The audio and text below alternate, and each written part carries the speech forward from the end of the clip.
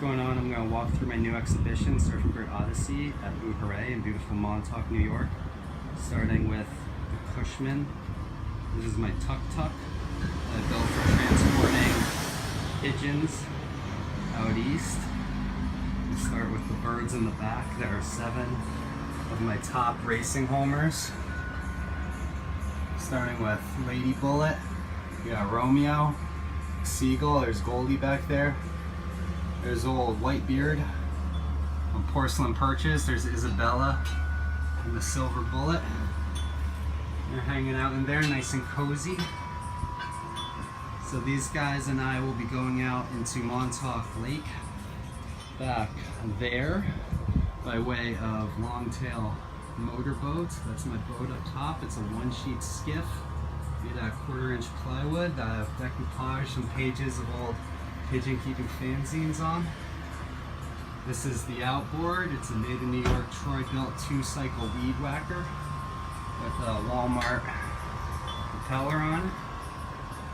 Registered in Connecticut, so we don't have to get the vehicle inspected. And the birds will be surfing on this. This is a $70 Walmart foamy that I've also decoupaged some zine pages onto.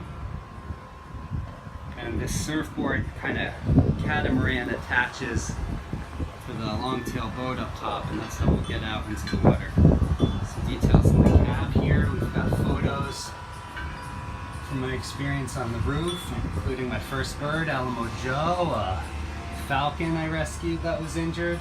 There's the homie Louis Batman, my mentor, some youngsters. You can see the floor came with many holes in it. I got this vehicle cheap off a buddy because it wasn't running. We did a lot of work, got the brakes going, replaced a ton of parts, and drove it out here 120 miles, no problem, despite all the crazy weight on top and everything. Handled perfectly. You can see it has a wax canvas roof, these beautiful rear view mirrors the homie Sachs gave me, ladder, and I built this tuk-tuk with my father and brother and started a family business, McCarthy Pigeon. We'll be releasing pigeons at weddings and funerals in the tri-state soon. Let's see. So I'll take y'all into the gallery and show you the sculpture. Starting with my life vest that I'll wear on our journey. Got some patches on it. Got my roof patch made by the homie Brian Green.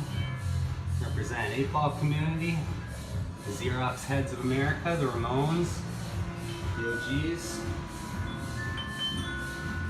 Next, there's my porcelain fanzine carousel. These are all porcelain versions of past fanzines I've made. So these are made with old school photocopy toner that's been printed and then fired into English porcelain. And the toner actually has plenty of iron in it, so the toner burns, it fuses into the clay body in the last 1,000 years. Next there's the Cooper Hawk, which is a painting of Cooper Hawk, one of our big nemesises, us pigeon guys in Brooklyn. These sneaky fucks eat our pigeons. And there's nothing we could really do about that. I mean, the sky's free for anybody. All I can do is sit on my roof with my homemade slingshot and take pot shots at them as kind of a voodoo cathartic release of anger at them. Next, there's a pair of nest shoes. These are old Converse Chuck Taylors of mine that when they're retired, they go up into the coop, and a pair of pigeons will lay their babies in here, and the pigeons themselves weave these nests with feathers and twigs and debris, and after the babies left these nests, I removed them from the coop and had them bronze painted, as we like to do with our baby shoes. So those are porcelain eggs inside.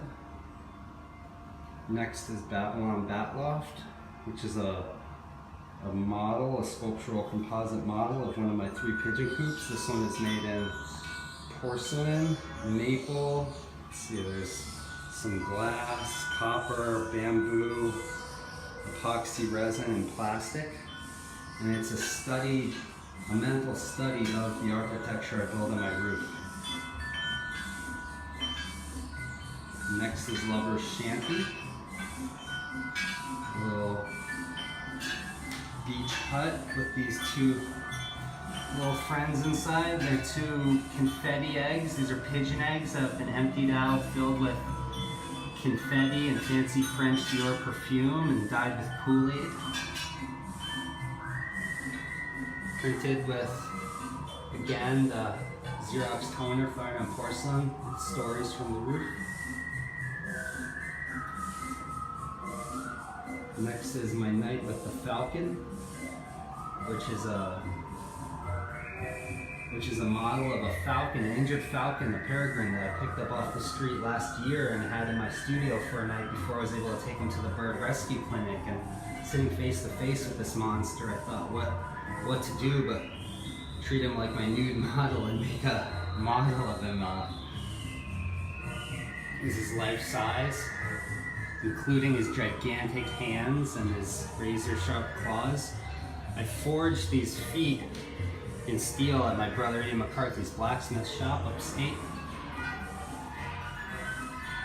Next is the scene, which is a blown up spread of pages from a former issue of my Pigeon zine. Shout out Satan Ceramics. You can see I kind of handle porcelain like a truck driver, as my mentor JJ Pete says, and when the porcelain breaks, I repair it in the ancient Japanese technique with drilled holes and steel staples. And this piece is mounted onto a former section of former wall of one of my coops that I sawzalled out in the style of Gordon Meta Clark.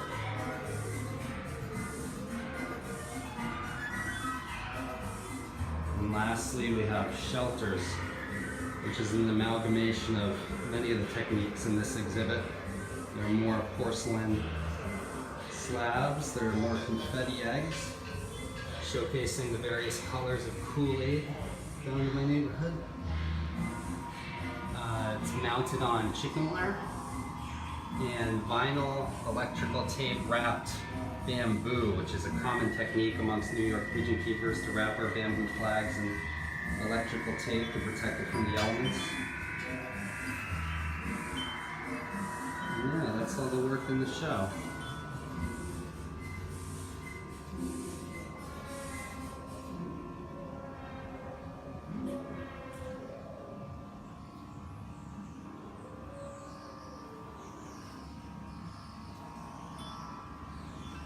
So we'll be back out here next week to set sail into Montauk Lake with the pigeons.